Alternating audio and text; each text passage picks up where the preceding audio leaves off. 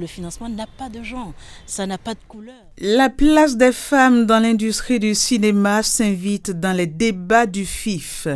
Ici, on pointe du doigt les inégalités flagrantes liées au financement des projets.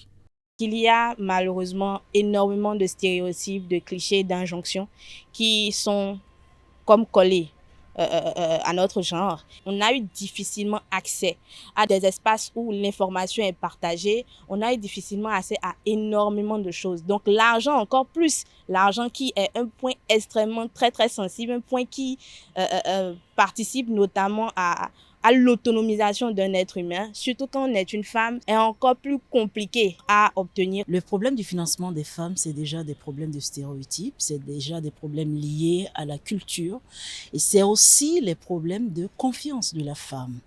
Vous savez, il y a beaucoup de réalités qui sont autour de la femme africaine. Donc, sa culture ne lui permet pas de faire de grandes études, sa culture, il y a l'homme avec qui elle est, qui peut imposer aussi son veto.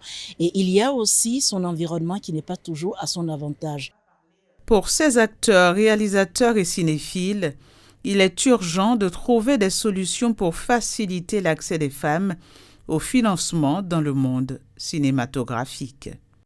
Quand tu es une femme et que tu sais que tu as du potentiel et que tu sais écrire un projet et que tu arrives à définir un modèle économique et que tu te fais connaître dans ton environnement immédiat, oui, tu peux prétendre à des financements et non, ça ne devrait pas poser des problèmes. Pour que ça change, il faut déjà qu'on nous donne de la place ou qu'on la prenne.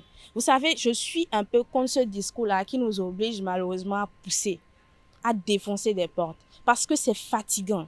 C'est beaucoup d'énergie qu'on nous demande d'avoir pour parfois des miettes.